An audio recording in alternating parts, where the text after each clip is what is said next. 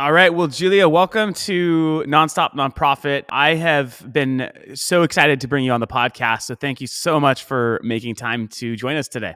Aw, thanks, Justin. I'm really excited to be here. For our listeners, tell them a little bit more about yourself and what you're all about. So, I'm Julia Campbell. I have run my own consulting business for 10 years. Before that, I was a development director, marketing director, all duties as assigned, getting the balloons for the events and cleaning the coffee maker and doing all the things. And right now, I'm currently, I'm a board member, I'm a volunteer. I work in my kids' schools and with several local nonprofits. So I help organizations try to navigate the sort of crazy wilderness of digital fundraising and social media and make some sense of it and hopefully forge a roadmap for success. That's great. What pushed you from being in the nonprofit, working for a particular organization, to just starting your own thing? Well, this is a good story. So I'm an accidental consultant. I Okay. was laid off from my development director position when I was 8 months pregnant with my daughter, Oh, who's now 11. So that was not the best time in the world, but it turned into something fantastic because I never would have taken the plunge, I don't think, to go off on my own. I had a trajectory. I was going to be an executive director. I was going to found a nonprofit. I had all of these sort of grand ideas, my 5-year plan, and it really got thrown out the window. And what I found was that I really enjoy working on a variety of causes and a variety of projects. And while I loved being a development director, I really enjoy what I'm doing right now. that's great.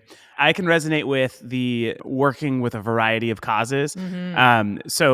Prior to Funraise, I was working on very specific, like single issue nonprofits, like the first Invisible Children, Oh, and yeah. then second Liberty in North Korea, which is focused on North Korean human rights. Coming over to Funraise, it's been fun to see just the really meaningful different causes that exist across the really the spectrum of pushing society forward. So I can definitely Yep. understand that feeling in working with a variety of different types of causes. So what do your nonprofits, your clients look like? Are they, I imagine they're kind of all over the place, but if you were to describe them, or a few of them at least, what do they look like, and what would you say your superpower is when consulting, whether it's marketing or fundraising, whatever it might be? Well, I have a variety of consulting clients, and then I also have my online course students. So I Okay. run a lot of webinars and online courses and have hundreds of students who I wish I could get to know a little bit better. Sometimes they email me and I talk to them. But for my consulting clients, they're really mostly pretty small organizations, small to mid-size.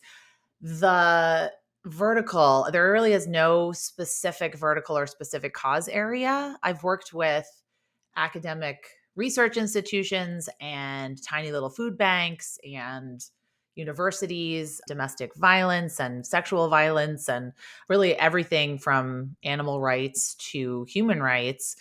My superpower, I feel like, and I'm not trying to brag, but I really do feel like I can relate to a very small organization development director Hmm. and that I can get everybody on board. So, you know how organizations tend to be a little bit siloed. Yep. So, in one of my development director positions, I was actually in an office building completely away from the programs and the executive director and everybody else, completely siloed. And they said, okay, just here, go raise $10 million. We're never going to talk to you. Like, we don't want to hear from you. Just raise it. Wow. So I have that background and that experience, but I feel like I can bring people together, the executive director, the marketing, if there is more than one department, which, oftentimes there's not, and speak to the board in a way that helps them understand the importance of investing in digital, or at least understanding some of these digital strategies.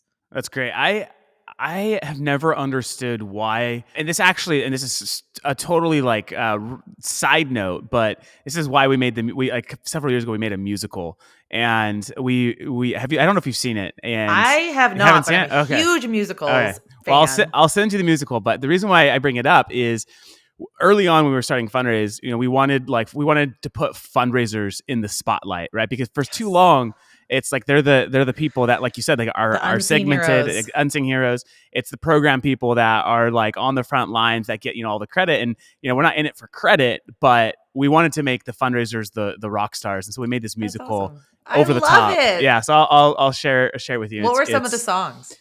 oh man. So the one that's probably the most catchy was, I mean, because it was completely written. We had a someone here in LA write the lyrics That's for it, amazing. and I'm a terrible singer, but like basically like I think the chorus was like, "There's no fun in fundraising," and it was I just like love over the it. top. It like started black and white, and then it went into like the super colorful production. Oh, So cool. yeah, I'll That I'll is send that over. so fun because we need to have some fun sometimes. Oh yeah, absolutely. So on the note of working with small nonprofits, development directors with small teams, what are some of the common challenges that you see in the small nonprofit ecosystem? There are really two main challenges that I see coming up over and over again. One is just feeling like they don't know where to begin, they don't know where to start, they don't know how to prioritize. Because oftentimes, what happens in the nonprofit sector, as you know, is people are very well meaning and very passionate. And they might be even a social worker. They might not have any training, formal training in fundraising or marketing. And then they're thrown into this position because of their passion or their connections. So they Yep. have to really learn everything on the spot. And then the second, really, I think, might be how to work with the different pieces and the different people in the organization to get the stories and the content and the videos and the photos and how to feed that digital content beast continually, but also do it in a way that's respectful and ethical, but not just kind of making it up as you go along. Like, how can Yeah. they create a system to truly work with other people in the organization on the front lines and get those stories and get that content? That's great. That was definitely our struggle at Liberty North Korea. We were working on a topic that was highly sensitive, and so the North Korean refugees that we were helping, most of the time their identity couldn't be shared. And so we all know, to raise funds, you need to be able to be transparent, you need to prove impact. And typically there's no better impact than an individual willing to share their story. And all of our field program officers were halfway around the world. That was definitely a challenge. Is how do we streamline sort of communication? How do we tell the story in the way that's accurate, that's respectable, or respectful of the client and ethical? So that's definitely, I can imagine that makes for some tense conversations early on with nonprofits, because I remember it was a tough topic for us for sure. And I have worked in domestic violence. I worked in domestic violence for years. I worked at a rape crisis center. I've worked with human trafficking organizations. So I really feel like my passion is helping these kinds of organizations realize that they can share stories in an ethical way without sharing identities. There Hmm. are workarounds, there are ways that you can still use social media and email and video and not be talking directly to a client who is in your shelter, who is in crisis. Yeah, But it took me a very long time to kind of navigate all of that and figure out when you're dealing with confidentiality and people that are actually in danger, like the refugees, and how do you get their story? How do you share it online so that they don't feel like they're defined by it and they still feel like they have agency over what's being told about them, and what's being shared? totally. Yeah. Absolutely. So, on the topic of digital fundraising, how do you help organizations level up their online digital fundraising? What are the kind of core principles you bring to help organizations really grow? I help them with campaign strategy. So I help Okay. them see digital fundraising in a holistic way, but how it can fit into what they're already doing. So I don't ever want to come into an organization and say, you have to get on Instagram or you have to use Facebook fundraising or you have to use live video, whatever it might be. I take a look at everything going on in the organization and I see where digital can either fill in the gaps or even augment and enhance and up level things that are already happening, Hmm. and then creating creative campaigns, hashtags, themes, all sorts of communication, multi-channel campaigns in accordance with the priorities of the organization, whether it be marketing, maybe it's raising awareness, maybe it's advocacy, maybe it is fundraising, maybe it's a little bit of all of those things, Okay. and then creating the campaign plan and timeline and calendar so nothing falls through the cracks. I imagine you're probably pretty busy with Giving Tuesday a few days away. Yeah, it's interesting. My clients right now, there's a lot of skepticism around Giving Tuesday, and Okay. I feel like I do a lot of answering questions. A Okay. lot of why should I do it? How should I do it? There's myths out there, there's misconceptions. There's a lot of false information I think about what it is and how to use it. Yeah. So a lot of the education I've been doing is how to participate without raising money. Like there are Okay. tons of ways you can share, donor thank yous. You can use it for gratitude. You can use it to kick off year-end fundraising. You can do a specific campaign. I mean, there are a lot of different ways that you can use it. Yeah. But yeah, there's a lot of questions certainly around it. What would you say are the most prominent or important questions organizations are asking? How can I use it? And how can Okay. I cut through the clutter Yeah. and create an impact on Giving Tuesday? And what I say Yeah. to that is you can't cut through the clutter. That's the wrong question to ask, because if you have not built up a community before Giving Tuesday, simply screaming at a bunch of strangers and taking out a bunch of ads and yelling into the wilderness, that's not going to work on a Yeah. day like Giving Tuesday. Yeah. So I don't actually think Giving Tuesday is all that effective for donor acquisition. I see it as Totally. effective for donor retention. Yeah. And I see it as a way to get your donors and supporters that really love you to spread the word about you and to raise awareness about you. But I don't really see it as effective to try to get 500,000 new donors on Giving Tuesday when there's Right. so much noise out there. Totally. I 100% agree with that. Giving Tuesday really is for your base. It's not an Mhm. acquisition day.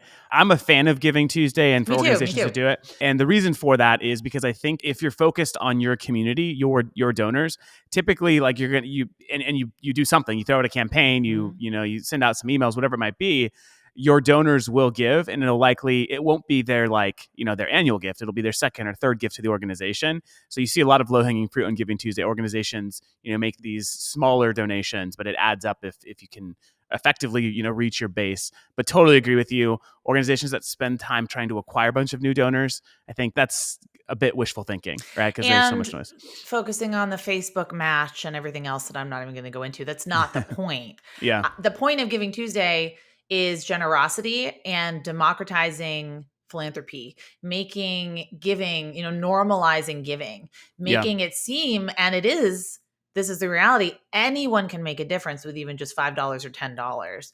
And I don't just talk to nonprofits on Giving Tuesday or year round. I talk to donors. So I have people calling me, emailing me, messaging me and saying, Julia, can $10 really make a difference? I'm worried about overhead costs. I'm worried about what I read in the news.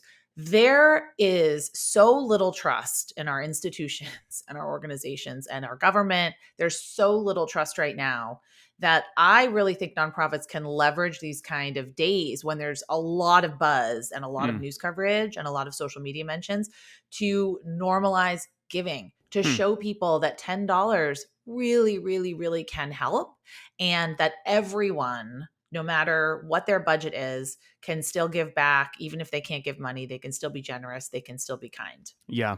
So that's a great segue to looking at sort of the landscape of where we're at today.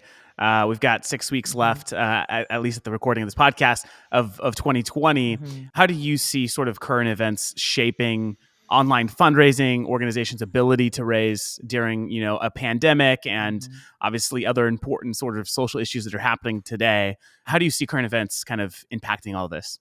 I think that we're going to have a giving season like no other, to be honest. I think that if you're asking right now, you will be receiving. So, Hmm. a lot of organizations, the studies that I've been reading have been fearful that they're not going to raise as much as they did in 2019. And that might be true, but you can't raise money if you're not asking. Yep. You can't raise money if you don't give your donors the opportunity to give.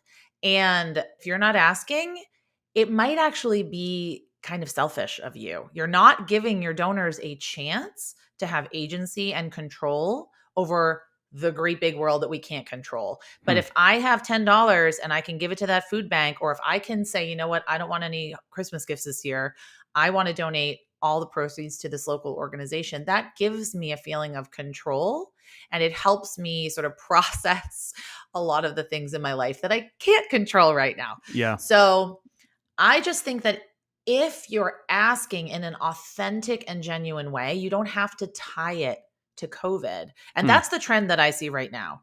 Well, my organization is not a front facing COVID charity. I'm not an essential worker. I'm not in healthcare. I'm not providing PPE. So I don't think that I should be bothering my donors or asking for support. And to that, I would say, well, do you need it? Do you need the support? Yeah. And how are you going to use it? Because you're still solving a problem. Your problem doesn't go away just because we're in a pandemic. Whether it's a community arts center or an animal rights group, whatever it is, the problem you're solving does not go away. In fact, it's probably just exacerbated by everything that's going on in the world. So Yeah. I would say, the trend tends to be, well, donor fatigue, or we don't want to ask, or we're not a front-facing charity, COVID charity. But I would say you have to really ignore all of that and remember why your donors love you, and remember the problem that you're solving and why you are vital, and the change that you're trying to make. Totally. Yeah, I think next I have to put out some really great research on pandemic fundraising, and specifically, and Stephen Screen too, the Better Fundraising. Okay, Co. I don't think I've seen that yet. I'll check that out. But what I loved about it specifically, I was looking at email fundraising, and basically organizations that were frontline responders and organizations that had nothing to do with the pandemic and were fundraising and not mentioning coronavirus, then frontline workers mentioning coronavirus, they were actually raising at the same rate. So donors weren't like jumping ship or anything like that. And it's just staying authentic to your brand, to your promise, to your donors and to your beneficiaries, I think is important. And donor fatigue is a myth. I believe it's a myth. I think that donors are fatigued with crappy fundraising. What's crappy fundraising? Only emailing me on Giving Tuesday and having the subject line be, it's Giving Tuesday, give us a gift. Yeah. Only emailing me every 6 months, 3 months when you need something. Yep. Talking about your organization and not talking about the actual impact that you're making. And there are probably lots of examples, but the point being, not trying to build a community, not treating fundraising as a pure transaction and not as a relationship building tool. Yeah. I got an email a few weeks ago. It was actually from an intern, which nothing wrong with that. But it was the organization's message was, the organization is going to go under if you don't donate today. That was like basically the theme of the email. I'm like, yeah, that's I'd put that in the category what's of crappy going to happen fundraising in the next few days then. Exactly. Not a good investment in from my perspective. When organizations ask donors to save their organization, I think that's when there's a big problem with just the overall messaging. and so forth. The other thing that I see with this is there's also organizations. So I don't know if you saw our announcement last week. We actually made Funraise free. That's amazing. And the reason for that is there's 80% of nonprofits, right, that are operating here in the United States just don't have the same sort of budgets as the larger, more sophisticated fundraising organizations. And so we saw this trend within our customer base where they all looked the same in regards to like their budgets, and we're like, how do we, to your point earlier, democratize fundraising? I think it's also giving them the tools that larger organizations have access to. And so we made Funraise free, and it's been awesome to see just the appetite for a product that will hopefully help organizations, run their fundraising operations in a more meaningful and thoughtful way. That's at least that's the goal. Or at least take a step into the water, because it's no commitment. If it's free, you can see if it works. You can establish your brand. You can try to use the tools, and it seems like it's a win-win for everyone. Yeah. Totally. And at the very least, give organizations a beautiful donor experience. With how much great product there's in the market today, there's just no more excuses for someone's donation page to look like I'm filling out a college application. It's just those days need to be behind us. We need to catch up with the rest of the world and really modernize sort of that experience to keep donors Yeah. engaged. If you think about customer experience, would you accept that kind of thing on any website that you checked out No, from? absolutely not. I mean, if I see a Facebook ad, I want to go from the Facebook ad to the product to PayPal to like 3 clicks and I've Yeah, got the product. I exactly. mean, that's what we expect in our digital life as consumers. So that's what we expect in our digital life as donors. And there has to be that. I mean, there's that huge gap, I think, right now. So that's awesome.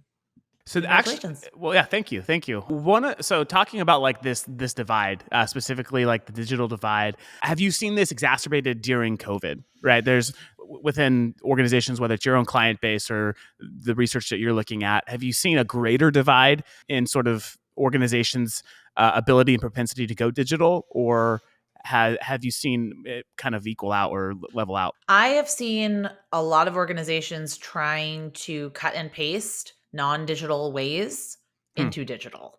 So their golf tournament, that is an actual golf tournament where you have to play golf, that is not necessarily going to translate. I know there are platforms and people have done really creative Yeah. things. But that's what I've been seeing a lot is, we have this gala that is $250 a person per head, and we have it every year. And now we're just going to have to translate that over to digital. Hmm. Well, it may or may not work. So you can't really cut and paste the old ways into the new ways. I think we have to be looking for brand new and innovative solutions. And I have seen a lot of organizations able to pivot, which, we always hate that word, it's overused, but pivot and adapt to this new reality. And I think it's the organizations that understand that as fundraisers, we have a responsibility to reach 5 or 6 distinct generations of donors. I Hmm. mean, you have got the matures, the boomers, the millennials, Gen X, Gen Z. And if you're going to be sustainable, you have to have a strategy, a multi-channel strategy to reach all of these different generations of donors, however they want to be reached. And that's very challenging. I mean, Yeah. I understand that we're so used to maybe only trying to reach one generation of donors or two, but at this point in time, in order to stay viable and relevant, you really need to have a strategy to be acquiring younger donors as you still retain the older donors as well. So what do you tell organizations? I imagine you hear this just with your background and expertise. I hear it all the time. Mhm. It's, well, our donors just Mhm. don't do that, or our donors don't give that way. And the organizations, average at the crunching the data, average donor age is like 65 years old, which is great. I mean, they're very generous donors. But how do you respond to organizations when they tell you, oh, our donors just don't give online? That's a myth because we know that older people are shopping online. Yep. And what I would say to that is it's our fault. It's our fault. Let's look at our stuff. Let's look at our donation pages. Let's look at when we send an email. If I click on it from my phone, does it go to a seamless mobile optimized page where I can just enter some information and be done? But like you said, is it a college application? Is it a PDF? What is it? So I think we have to reverse engineer a lot of this Yeah. where we say, okay, our donors are not giving on our website. Well, have you told anyone that that is something that is an option to them? And what is the donor experience like? Hmm. And you must hear this all the time, Justin, that infamous, what is it? Online giving's only 10% of giving, whatever it is Right. these days, 12% of giving. But what I say to that is completely in line with e-commerce because Hmm. shockingly, e-commerce is that exact same rate, 12, 13%, because it's not taking into account things like groceries and automobile payments and house payments and things like that. Right. So when we look at those statistics and say, well, old people aren't online, we make these generalizations, online giving isn't a huge piece of giving, but then we actually look at our day-to-day life and how we function and how our parents function and how our children function, the story I think is incredibly different. Yeah. So I would never assume anything unless you talk to your donors. And like I said before, you're going to have a handful that don't want to give online. You're going to have a whole heck of a lot of donors that do want to give online. So have options for both. Totally. Yeah. 100% agree with that. And when organizations tell me it's only 10 to 12%, I'm like, but you're talking about $40 billion, Yeah, right? you're Like, talking about that bequest that Harvard University got for the new medical building. Like that does, Yeah, yeah. it's too big to ignore for 100%, regardless of what the what Mhm. piece of the pie it is in total philanthropic dollars. But it's also Yeah. it's growing rapidly, and it's one of the only, if you take a look over the last Yep. several decades, it's actually one of the only revenue Yeah. channels that can sustain global recessions, Oh, yeah. pandemic. It's a channel individuals don't stop giving regardless of what's happening, Right. because they're emotionally compelled to do so. And Yeah. I think online giving is highly effective to create emotional appeals, to your community and to donors Mhm. and so forth. And the So other thing is, you can use it in accordance with other things. You can still make yeah, phone calls. You can still send your newsprint newsletter. You can still do all of these things, yeah, but just give people the option to donate via their phones. totally. That's certainly where younger donors are going. The other good excuse is like the cost. People say, oh, the credit card processing fees and so forth. But it's like, what I like to think about is, okay, like let's say you received 100 donations, $100 each. What if Mhm. that was 100 checks mailed to you? Like, what's the cost to process 100 individual checks? And the That's errors that could totally, happen, totally, and yeah. yeah.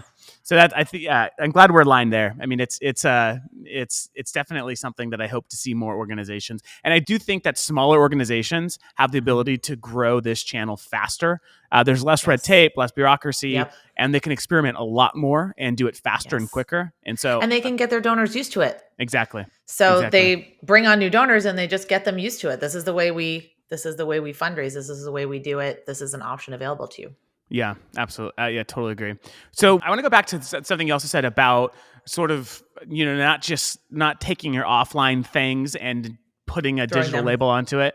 Because I think Mhm. I think that's super interesting and something that we've also seen. What, like, maybe one or two examples of a campaign that you've seen that's been new, creative, something you've appreciated Mm. that was, I don't know, that's kind of putting you on the spot here. So if you Mhm. have an example, would love to see what you've seen or heard or experienced. Well, it wasn't really intended to be a fundraising campaign, Okay. but I have absolutely loved how museums and aquariums have banded together, Hmm. and there's been a bunch of different hashtags. One was the strangest thing you found or creepiest object. So if you look at the hashtag creepiest object on Okay. Twitter, a lot of museums around the country are posting their creepiest object that's in their museum, whether it's a skull or someone had like a pile of hair or I don't know, but it's very, really creative. And what I loved about that is that everyone's retweeting each other and sharing and lifting each other up. Yeah. And it resulted in a lot of national news coverage and a lot of increased interest and memberships for these museums and aquariums that, of course, have closed doors. So the creativity that I've seen is how can you, when your doors are closed, still be top of mind and still Mm. be relevant and even just be fun and be entertaining. Yeah. And a campaign that one of the campaigns that I worked on that, if an organization is saying to itself, well, we are really small, we're all volunteer run, we can't use social media, we can't use online fundraising. The National Filipino American Museum in California is all volunteer run. Their executive director started on March 17th, which is literally when like the Yeah. shit hit the fan. And I know Yep. this is a family show, but he started that day and he took one of my webinars and he started a fundraising campaign on Facebook just to see what would happen. And he ended up raising $2,000 pretty much Nice. overnight because he told his story of how his parents came to America Mm. and what he has experienced and what the Filipino American community means to him and the museum means to him, and spoke from the heart. And since then, he's done live streams, he's done concerts, they've done so much virtual programming That's in awesome. order to raise these badly needed funds because, of course, their doors are closed. Yeah. So the key is he just tried something and he said, I'm just going to try it and it's going to cost me nothing because I'm just going to put my story out there. And if it doesn't resonate, it doesn't. And if it does, then that's great. So I think just taking that little baby step, like if you think of something, if you think maybe this could work, than trying it out and just seeing. Because a lot of this is just testing. A lot of Totally. this is Yep. just experimenting and seeing what works. Yeah. Another a campaign I saw, and this one's more political, but Mhm. I thought it was brilliant, regardless of who you voted for. But it was a campaign called Defeat by Tweet. And Oh, yeah. have you seen this? No, I didn't. Defeat Okay. by tweet? Oh, It I was wanna look it up. Defeat by Tweet. And basically, this organization was asking for people to pledge to donate every time Trump tweeted. Yes. I did see And this. okay, I did see this. I original love goal it. was a couple million. They've now raised over 4 million, Yep. and they're on their way to raise a bunch more. And now their thinking is, how do we like evolve this Yeah. as a strategy once Trump's out of office for Oh, he'll still other be tweeting. campaigns. He'll still be tweeting. That's true. But anyway, so that I love that sort of like creative thinking, and then also going Yes. back to your point on just telling your story, Mhm. working with this organization. It's a smaller organization, but I was super compelled just by, there's this rare disease, like 30 kids in the world have it. It's called Wow. Champ 1. And this community of families here in the US are basically trying to raise funds for medical research to find a Mhm. cure for, it's like gene therapy that needs to happen. And over the last like 5 or 6 years, they've maybe raised $20,000 or $30,000. Wow. And these stories and their kids are so compelling. And Yeah. so they launched a peer-to-peer campaign, integrated it with Facebook, and they launched a couple days ago, and they're breaking on 15 grand like already in the Wow, first few for a days. Yeah. tiny little rare For disease. yeah, and I Wow. mean their goal story is 250 to kickstart the actual research. Yep. But I think that's the power of digital. You just never Mhm. know when a story is going to land and how it's going Yes. to impact, and who your donor base is going to be. So that's really Right. the power of what the internet can provide to nonprofit organizations. And it just gives people that agency. Like I keep saying, if that was my niece and I who had this disease, I could then ask my community on Facebook and Twitter and LinkedIn to support the fundraiser for my niece. So me, and if you're friends with me and you hear that, you're much more likely to pay attention to the story that I'm telling. And then I can help raise money for this other organization. So it's got that ripple effect. I love that story. Yeah.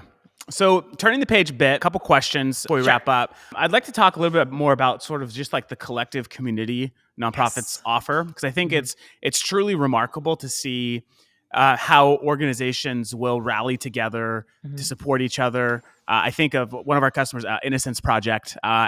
Shortly after the murder of George Floyd, Mhm. they sent out an email to their entire listserv, promoting different organizations working on the Yes. front lines. And you would never see a business do this. Like, you never see a Right. business promote their competitors.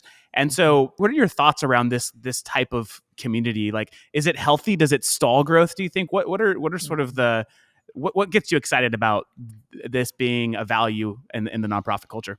I love that, and I saw that a lot, actually. I saw that pretty frequently where organizations were shouting out other organizations that were working in racial justice and anti-racism, because not everyone can be a superstar in that area. Not everyone's an expert in that area. And I really respected organizations that said, this is something that's important to us. We're not the experts. Here are the experts, Yeah. and we're going to highlight them.